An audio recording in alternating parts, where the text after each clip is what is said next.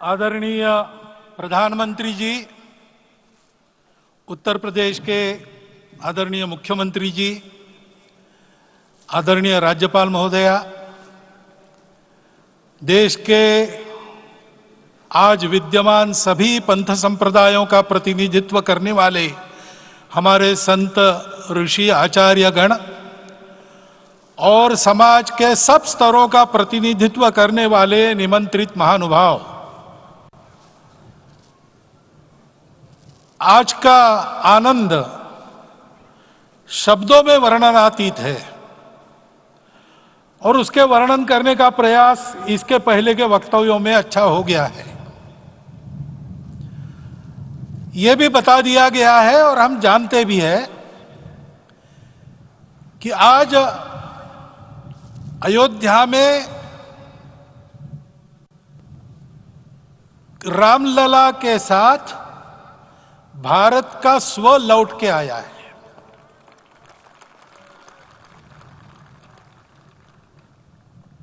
और संपूर्ण विश्व को त्रासदी से राहत देने वाला एक नया भारत खड़ा होके रहेगा, इसका प्रतीक आज का कार्यक्रम बन गया है। ऐसे समय में आपके उत्साह का, आपके आनंद का वर्णन कोई नहीं कर सकता। हम यहां पर अनुभव कर रहे, पूर्ण देश में यही वातावरण है। छोटे छोटे मंदिर के सामने दूरदर्शन पर इस कार्यक्रम को सुनने वाले हमारे समाज के करोड़ों बंधु वहां पहुंच न पाए, ऐसे घर घर के हमारे नागरिक सज्जन, माता भगिनी सब भाव विभोर है, सब में आनंद है, सब में उत्साह है। और ऐसे समय में जोश की बातों में थोड़ी सी होश की बात करने का काम मुझे ही दिया जाता है। आज हमने सुना कि इस प्राण प्रतिष्ठा महोत्सव में पधारने के पूर्व प्रधानमंत्री जी ने कठोर व्रत रखा। जितना कठोर व्रत रखने को कहा था, उससे कई गुना अधिक कठोर व्रताचरण उन्होंने किया। मेरे पुराना उनसे परिचय है, मैं जानता हूं वो तपस्वी है ही, परंतु वो अकेले तप कर रहे हैं, हम क्या करेंगे।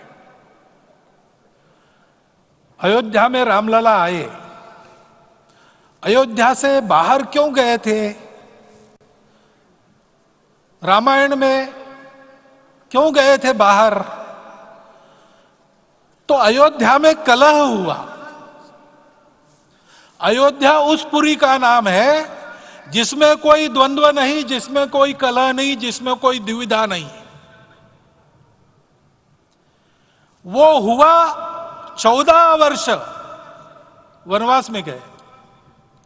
वो सब ठीक होने के बाद दुनिया के कलह को मिटा के वापिस आए। आज रामलला वापस फिर से आए हैं 500 साल के बाद। जिनके त्याग, तपस्या, प्रयासों से ये सोने का दिन आज हम देख रहे, सुवर्ण दिवस देख रहे, उनका स्मरण प्राण प्रतिष्ठा के संकल्प में हम लोगों ने कहा, आपने सुना होगा, स्मरण किया। उनकी तपस्या को, उनके त्याग को, उनके परिश्रम को शत बार, सहस्त्र बार, कोटि बार नमन है। रामलला के यहां इस युग में आज के दिन फिर वापस आने का इतिहास जो जो श्रवण करेगा वो राष्ट्र के लिए कर्म प्रवण होगा और उसके राष्ट्र का सब दुख दैन्य हरण होगा। ऐसे इस इतिहास का सामर्थ्य है। परंतु उसमें हमारे लिए कर्तव्य का आदेश भी है। प्रधानमंत्री जी ने तप किया, अब हमको भी तप करना है। राम राज्य आने वाला है, वो कैसा था, दैहिक दैविक भौतिक तापा, राम राज नहीं कहु व्यापा, सब नर करहि परस्पर प्रीति, चलहि स्वधर्म निरत श्रुति नीति, सब निर्दंभ धर्म रत पुनि, नर अरु नारी चतुर सब गुनी, सब गुणज्ञ पंडित सब ज्ञानी, सब कृतज्ञ नहीं कपट सयानी। राम राज्य के सामान्य नागरिकों का जो वर्णन है, हम भी इस गौरवमय भारतवर्ष की संतानें हैं। कोटि कोटि कंठ उसका जयगान करने वाले हमारे हैं। हमको इस प्रकार के व्यवहार को रखने का तप आचरण करना पड़ेगा। हमको भी सारे कलह को विदाई देनी पड़ेगी। छोटे छोटे परस्पर मत रहते हैं, छोटे छोटे विवाद रहते हैं, उसको लेकर लड़ाई करने की आदत छोड़ देनी पड़ेगी। आखिर है क्या? ये बात बताइए, वो सामान्य नागरिक कैसे थे? निर्दंभ, प्रामाणिकता से आचरण करने वाले, केवल बातें करने वाले नहीं और बातें करके उसका अहंकार पालने वाले नहीं थे। काम करते थे, आचरण करते थे और अहंकार नहीं था। ऐसे वो थे और धर्मरत थे। यानी क्या थे?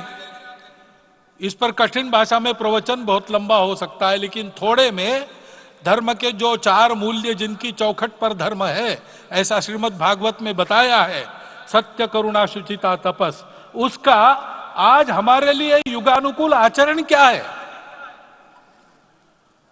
तो सत्य कहता है कि सब घटों में राम है, ब्रह्म सत्य है, वही सर्वत्र है।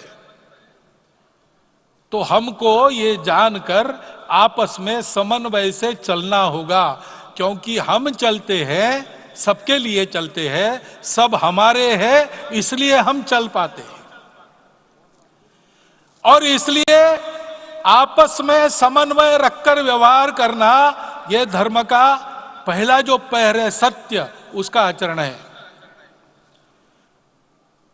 करुणा दूसरा कदम है, उसका आचरण है सेवा और परोपकार। सरकार की कई योजनाएं गरीबों को राहत दे रही, सब हो रहा है, लेकिन हमारा भी कर्तव्य है, ये सब समाज बांधव हमारे अपने बंधु है। तो जहां हमको दुख दिखता है, पीड़ा दिखती है, वहां हम दौड़ जाए, सेवा करें, दोनों हाथों से कमाएं, अपने लिए न्यूनतम आवश्यक रखकर बाकी सारा वापस दे, सेवा और परोपकार के माध्यम से। यह करुणा का अर्थ आज है। शुचिता पर चलना है, यानी पवित्रता होनी चाहिए। पवित्रता के लिए संयम चाहिए, अपने को रोकना है। सब अपनी इच्छाएं, सब अपने मत, सब अपनी बातें ठीक होंगी ही ऐसा नहीं, और होगी तो भी अन्यों के भी मत है, अन्यों की भी इच्छाएं हैं। और इसलिए अपने आप को संयम में रखते हैं तो सारी पृथ्वी सब मानवों को जीवित रखेगी। गांधी जी कहते थे, earth has enough for everyone's need, but it cannot satisfy everyone's greed. तो लोभ नहीं करना, संयम में रहना और अनुशासन का पालन करना, अपने जीवन में अनुशासित रहना, अपने कुटुंब में अनुशासन रहना, अपने समाज में अनुशासन रहना। सामाजिक जीवन में नागरिक अनुशासन का पालन करना। भगिनी निवेदिता कहती थी कि स्वतंत्र देश में नागरिक संवेदना रखना और नागरिक अनुशासन का पालन करना, यही देशभक्ति का रूप है। इससे जीवन में पवित्रता आती है। और तपस का तो मूर्तिमान उदाहरण आपके सामने आज दिया गया। व्यक्तिगत तपस तो हम करेंगे, सामूहिक तपस क्या है? संगच्छध्वम संवदध्वम संवो मनांसी जानता। हम साथ चलेंगे, बोलेंगे आपस में, उसमें से एक सहमति का संवाद निकालेंगे, एक ही भाषा बोलेंगे, वो वाणी मन वचन कर्म समन्वित होगा और मिलके चलेंगे, अपने देश को विश्व गुरु बनाएंगे। ये तपस हम सबको करना है। 500 वर्षों तक अनेक पीढ़ियों ने लगकर परिश्रम करके, प्राणों का बलिदान देके, खून पसीना बहाकर आज ये आनंद का दिन सारे राष्ट्र को उपलब्ध करा दिया। उन सब के प्रति हमारे मन में कृतज्ञता है।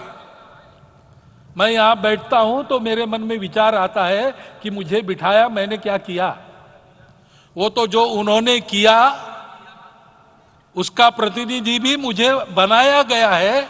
उस प्रतिनिधि के नाते मैं ये अवदान स्वीकार करता हूं और उन्हीं को अर्पण करता हूं। परंतु उनका ये व्रत हमको आगे लेके जाना है। जिस धर्म स्थापना विश्व में करने के लिए राम का अवतार हुआ था, उस धर्म स्थापना को अनुकूल स्थिति अपने आचरण में, अपने देश में उत्पन्न करना, यह अपना कर्तव्य बनता है। रामलला आए हैं हमारे मन को आह्लादित करने के लिए, उत्साही करने के लिए, प्रेरणा देने के लिए, साथ साथ इस कर्तव्य की याद दिलाकर उसमें कृति प्रवण करने के लिए आए हैं। उनका आदेश सर पे लेके हम यहां से जाए। सब लोग तो यहां आ नहीं सके, लेकिन वो सुन रहे, देख रहे। अभी इसी क्षण से इस व्रत का पालन हम करेंगे तो मंदिर निर्माण पूरे होते होते विश्व गुरु भारत का निर्माण भी पूरा हो जाएगा। इतनी क्षमता हम सबकी है।